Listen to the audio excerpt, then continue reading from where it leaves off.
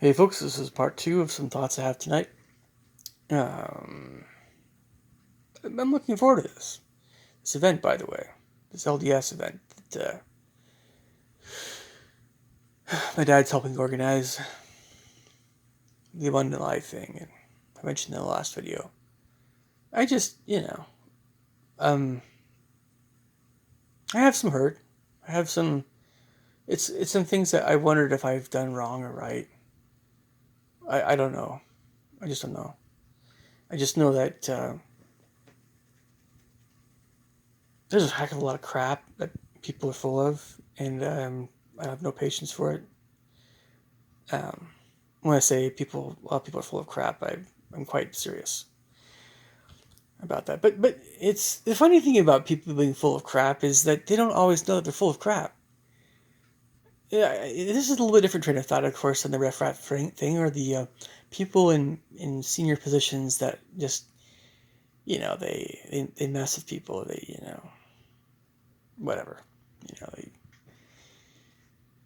tyrants basically. So it's a different kind of thing to be full of crap and not be really aware of it, or just messing with people in a way that doesn't involve being vulgar and crass and a scumbag, or just being a tyrant in workplace, that sort of thing, or politically or whatever. This being full of crap thing. So when I was younger, and I would just spend tons of time with my brother Tom, and we talked. Told him ghost stories, or told him stories at night before I went to bed, and I remember being scared of the dark, and yeah, and playing He-Man with my friends, with Tom a little bit, my brother, and when you're younger, you don't really think about the phrase "people are full of crap." You never really say that. You don't really think that way. At least I didn't. At least I did. I imagine with kids have abusive parents, it goes way beyond that. It's like it's life shattering. It just destroys a person. So if they experience abuse, so it messes with that person the rest of their lives.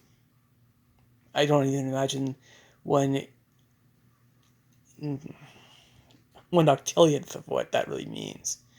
But I know that's true. It's just that I haven't really experienced that, fortunately. But this is why abuse is so serious. One of many reasons why it's freaking evil. But and yes, I think I've known people who have been abused. And that doesn't necessarily just mean sexual abuse. That means oftentimes physical or emotional abuse. Anyway, bullies are often abused, by the way. Yes, it's true. And if they're not abused,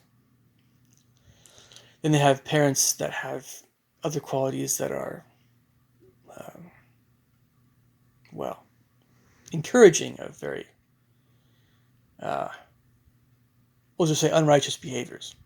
Best way of putting it. So, this people being full of crap thing, it's, yeah, we don't think that way when we're little. We just don't think that way. I mean, really. It's not till you get to that 12, 13-year-old range when everything turns upside down. And, in a way, it's like right before puberty hits, or a year or two before it. You start questioning everything. You always trusted everything your parents said, especially, well, if they were good parents, right? You trusted everything they said. That was your world. Your whole world was that your parents. Everything revolved around your parents when you were little, especially. But it still mattered when you're older, I think, for many of us. But yeah, it's your teen years. You say, "Oh my gosh, um, that person's full of crap." It happens at some point that you think that way about somebody. Why is that different than just saying this person's a bully? Well, this person's a meanie, right? This person's a kind. When you say as a little boy, when you say a girl, when you say someone's being a meanie, they just made you cry. They were very unkind to you. You're not saying that that person is um, like, you don't really think about really on a deeper level what drove that person to be that way, and you're not like comprehending everything that's going on. You don't really you don't comprehend very much at all when you're a kid. How can you? You're a kid, but it hurts. It's the first time. It's the first time it's happened. It's like you're crying. You're trying to ah, you know, yeah, and you tell your teacher and tell your parents and whatever, sure. And eventually, after this happens, sometimes not so many times, sometimes quite a bit. When you get into your teen years, you develop enough of you think about this. You've mulled it over enough. You've thought about human behaviors and the understanding of human psyche enough to say, the reason why this person treats everybody a certain way is because he just really wants to be a good person, and he doesn't want to be an unkind or bad person. It matters to him. My hat's off to that person. I respect that person. That person's not a scumbag, right? Now that person might have other things that aren't so righteous about him, but at least I can respect that about him, right? Or whatever, because it's human nature. But I mean, I don't know. So it could be a gambling problem. It could be a sexual problem. It could be drinking or smoking. It could be drugs. It could be the prissy of us. We're very against swearing and stuff. But whatever it is, stealing and cheating on tests, and, vandalism, and just keep going. And, also, yeah, I don't know, a lot of things. But whatever it is, when somebody really tries to not do these things and tries to be a good person, their best, and they respect people. That's respectful. That's respectable. My hat's off to them. But in your teen years, you start understanding more of a lot more of why people would do what they do. You do. You gain some level of understanding, and the more understanding you gain of why somebody is the way they are, the more you can say with more certainty that person's full of crap. Now, you still hear that phrase by teenagers and adults, of course, that don't really fully understand either what they're saying, or more especially, they're not really right. Not, but we're talking about what we're talking about, pure evil here? No. But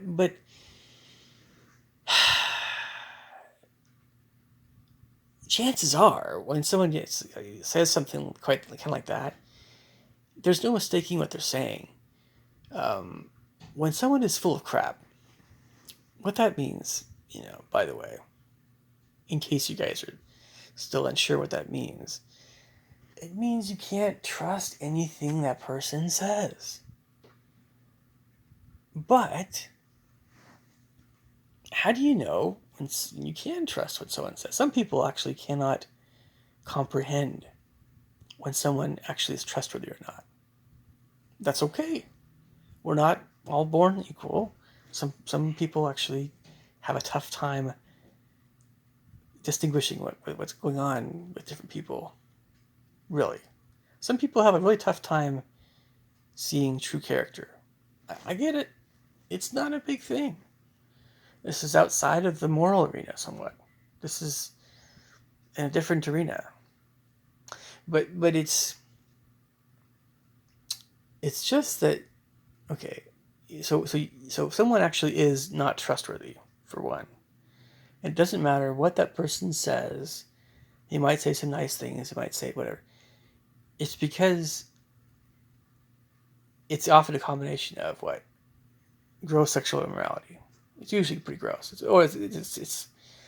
It's not just the minor thing. It's not just one common things, we'll say. It goes beyond that a little bit. And it often involves, anyway. So basically, it's a given that person's probably very sexually immoral. It's a given. And on top of that, they're lying all the time. Or they're saying whatever they want to say. Whatever it is. And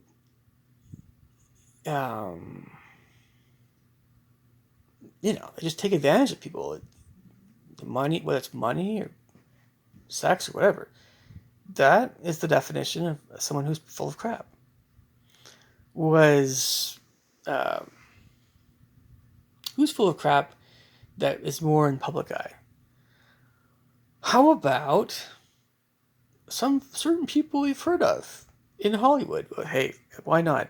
Why not get into tabloids a little bit right here, right? Why not go there a little bit? I can't keep these guys straight. Is it Weinstein or something? You know what I'm talking about. That one guy. I don't know. I can't remember that guy's name. I don't know. One of the big head honchos in Hollywood. There's a few of them, actually, that I'm thinking of. Does it matter that they're both Jewish? We're talking about Hollywood execs. We're basically talking about, if not directly Jewish, then we're talking about, well, okay. Whatever. It's just Hollywood, right? I don't know. Hollywood's just dumb. Yeah. But those guys were full of crap. And then we hear about things like, just to take the focus off of the generally speaking more, well, the Jewish execs, just the execs. We'll just call them execs. Just to take the focus off them for a sec, we have also heard things about James Franco. James Franco, hey, he's in Spider-Man. Oh man, what's going on with James Franco? Well, apparently, I don't know. There's a lot of things going on with James Franco. Just like with Bill Cosby, I don't know. I wasn't there to see what actually happened. It sounds pretty convincing that something's up. And that you guys have probably also heard the rumors about. Yeah. But believe me, with Tom Hanks and Steven Spielberg, I am going to reserve judgment. I am not going there. I'm just saying, I don't want to go there with Tom Hanks, especially, but also Steven Spielberg, man. I don't want to think about them being scumbags and full of crap, but I don't know. I mean, on top of James Franco, let's just assume that he's got some things that he's got to be a little bit more disciplined. Well, he's got to be, I don't know. It is a sexual thing, right? But, okay. Who else is full of crap? So someone might say at this point, well, heck, it's like most of Hollywood is full of crap. Wow. I honestly don't like to think that way, even if it is true, because that means would I ever want to see a movie again, really? If you're watching a movie and you see an actor like that person's full of crap, that person's full of crap, you're not going to want to see the movie. You don't want to watch people that are full of crap, even if it's not. Even if that's just their real lives, not the person they're portraying. No. Why would you want to do that? This is entertaining? Well, okay, but if the person's actually a scumbag in real life, you see what I'm saying? It's like, no. But just how much of a scumbag are we talking about? I don't think it's most of Hollywood. But I think a good chunk of Hollywood's full of crap. Yet we watch so much TV, don't we? Heck, YouTube. I mean, well, it's funny thing about YouTube is that it's actually more of a mix. It really is more of an even mix, in my opinion. There are a lot of people on YouTube that are not full of crap, and there are a lot of people that are.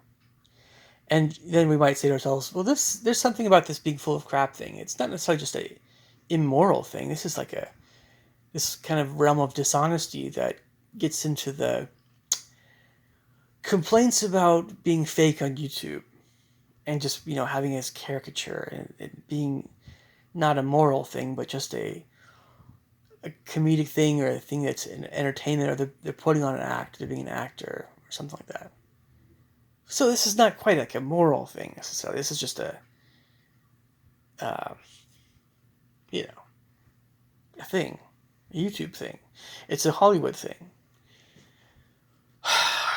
Well, as much as we have philosophers that like to say there's something beyond good and evil, in my gut of guts, in my heart of hearts, in my brain of brains, and in my core of psyche somewhere, I gotta say that at some level, everything boils down to good or evil.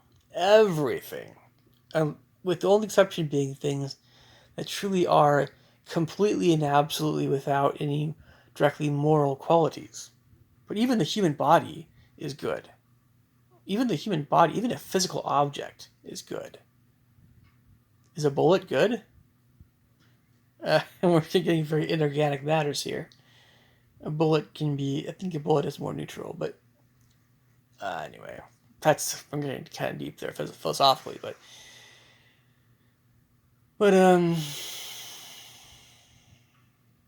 yeah, I've covered the bases pretty well on that topic. Maybe just people being full of crap stuff, but the problem is that we often feel like there's so many people that in our lives have been full of crap in the past. That's why we are the way we are socially. We don't want to be around people that are full of crap. We want to be around people that are for real and nice and good and all these other things. So how do we know? But when it comes to like human interaction and like there's a lot of times when you don't want to be very confrontational. When you don't want to be confrontational with somebody, a lot of people stutter when they're being they have something confrontational they have to handle. And the other person, that's the usual thing. Oh, the person laughs, right? Look, Stephen King nailed it when he had Big Bill was a stutterer or something like that. And he had Henry Bowers that made fun of him stuttering, and not only Henry Bowers but also of course right, the clown. There's a reason why that's such a there's a lot of reasons why that kind of stuff gets it digs deeper. It can dig deeper because when we stutter, it's a question is why do we stutter? Sometimes it's very much a psychological thing, or it gets deep, right? This is a deep emotional thing. It's like there's kind of the we want to be able to speak clearly, and if we can't speak clearly, it's something that we might be defensive about, or we might take the wrong way. If someone says we're not very clear in our speech, we want to be clear in speech. We want people to like how we speak. We want to be eloquent, I would think, on some level, or whatever it is, plain. But at least we want to be clear, or we want to be diplomatic, or we want to be kind, or we want to be all these other things, right? But we don't want to stutter. And when someone laughs at us for stuttering, it's like it feels like they're being a bully, because it's like you're trying to get me angrier. You're trying to make me cry on some level. You're trying to make me feel uncertain of how safe I am. Or you're trying to make me feel inferior. You're trying to belittle me as a person.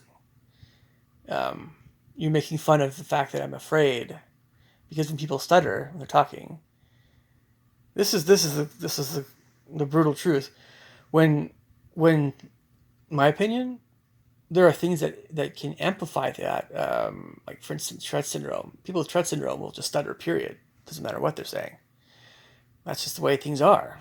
Tourette syndrome, but whatever you have, See, so we stutter when our thoughts are racing faster than we can say them. We stutter when we're sometimes tired. We stutter when we're afraid. We stutter when we're angry. We stutter when we're um, still thinking about what to say. We stutter for all kinds of reasons. We're nervous, anxious.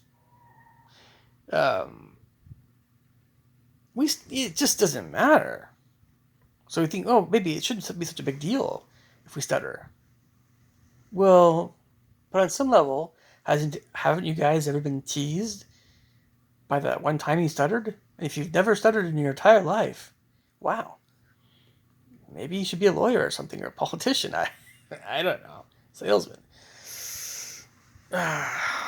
Corny groupthink that humanity falls into, to be more swayed by someone based on how they speak. I've never understood it. I always detested that aspect of humanity. But maybe detest is a strong word. But I certainly haven't liked that. But I admire the fact that there are good people that put a lot of effort into being eloquent and diplomatic. And I definitely like that stuff. I'm all about being that way. That's awesome. But yeah, I mean, like,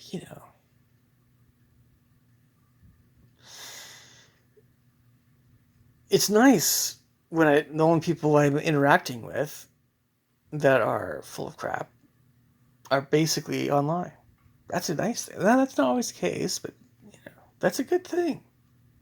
It makes life better. But I just need to be more about meeting more people, I suppose. For better, for worse. But okay. So there's a lot of different qualities that people have. And I'm like, I don't care how long I talk about it.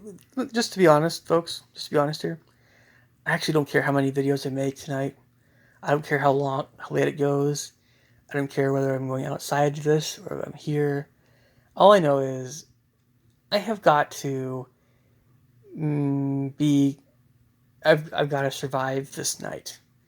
Because this is the last night, by the way, of it being so freaking hot in Western Washington with no air conditioning. The last 3 days have been like this. My poor roommate has been in the same situation, even though we don't like talk right now, but it's just, it's not very fun. So it's like, it's not fun. So part of the reason why I'm making all these videos just has to do with keeping my mind a little bit more busy. So I'm not like, if that makes any sense to you guys. So watch if you want to, don't watch if you don't want to. Either way, I think we're good. So the thing is, okay, it is nebulous when someone says someone's full of crap still, because it could mean all these things. It could mean dishonesty, it could mean something more scummy, but it could mean somebody just doesn't really like somebody for some reason. Now that is calling someone full of crap if you don't like somebody, and you're just less mature of a person, or you just don't see as much of a person's real character. It still isn't without meaning. It still means something. Because let's face it, if you truly were in front of the Lord Jesus Christ himself, the Savior, would the Savior ever come off as being full of crap to anybody who at least was a good-hearted person? No. I think it's safe to say that everybody who seeks and thirsts and hungers after righteousness would definitely not ever in the slightest way think that Jesus was full of crap. That's preposterous. That's ludicrous to even think about. But if someone was indeed a not good person, instead of thinking that Jesus was full of crap, what they'd say to themselves is, oh crap, I'm full of crap. You're threatening the fact that you're threatening my secrecy, or my hiding, my ability to hide this being full of crap, by exposing my sins and my pride in all these things. That's what the Pharisees thought. That's why they were so angry with Jesus. Angry is the biggest understatement of the century, this millennium. They were beyond livid. What does it take to want to murder somebody? I think it would take a pretty freaking strong emotion that would be way, way beyond loathing somebody. Way beyond that. I don't know. You guys tell me. This is a little... I understand some of this, psychologically, but there's a lot that I don't. We'll just say that, I don't know. But then I do understand this is the darker subject, that the more that somebody actually indeed kills people, the easier it gets. We don't have to talk about that, of course. But yeah, I understand that. Heck, I've seen the BET movie Juice. It's not just an Afro-American thing. It's not just a matter of having guns and stuff in the inner city or whatever. But so this is a worldwide thing, of course. Murder happens everywhere. So where was I? Oh yeah, I think it's somewhere in the social. Getting back to my own heartfelt thoughts about stuff.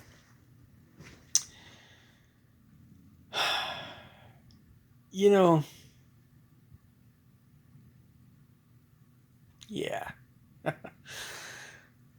I just often ask myself,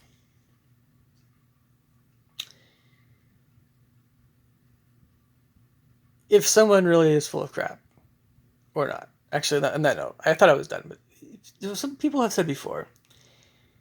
Okay, actually, I mentioned this also. There's this idea of people being full of crap that aren't aware of it. This is a different kind of deal. This is like, and I'm talking about the people that have been abused. There's the people who have been abused and they're full of crap because of people being crappy to them. And I get that's it's even a different type of being full of crap thing on top of that. So there's people that are kind of more or less unaware that they're full of crap. And there are people that have been so heavily abused that they're not, well, they're kind of messed up. Yeah. So, emotionally and stuff, it's not their fault. It's just, yeah. But it's just this being unaware that you're full of crap. Well, I think that people are too free to, when they say someone's full of crap, but they're not aware of that. I think people are too free with that phrase. That's going too far. If someone is not aware that what they're saying, it could be something like they're exaggerating something. It could be that, they're exaggerating something, or they're just generalizing or stereotyping or something like that. Trying to put people in categories. When we were in high school, that's one of the things that people do. Oh, you're full of, that's stereotyping. Oh, I'm sorry, I didn't mean to start. No, yep, it happens. We're trying to figure out how to be human beings in the adult world, right? Some kids, oh, that's good. And that tends to happen more when people are younger, when they haven't figured things out as much. Hopefully it doesn't happen so much when people get older, but you never know. So just whatever. We try to work with people as they are, right? We don't insist that everybody is already a sage, perfect, a wizard. But some people are very developed when they're younger. Yes, I was way ahead of my peers when I was younger in certain respects, and I was behind my peers in other respects. And so we're all different. But I don't believe that people are full of crap, truly, if they aren't aware that they're just kind of not quite always super accurate about what they say. You just exaggerate things. You just kind of distort things. You don't mean to distort them, or if you do, it's not something that is a immoral thing. A person that distorts something obviously has a certain interest or something that's causing them to see things in a little bit distorted way. So it's harder to see things as they really are. right? Hey, this is for prime time Asperger's, right here, like autism or whatever. Hey, not just us folk that's this way, but this is a lot of people are like this way. Absolutely. I'll make a part 3 here in a second. But this other group that's been abused that is full of crap, I don't even want to talk about that because I don't feel like this is my place to do that. They've got so much they're dealing with already. It's just we just try to help the best we can. All right, you guys leave me thoughts and comments below. Catch you guys later. Take care. Bye.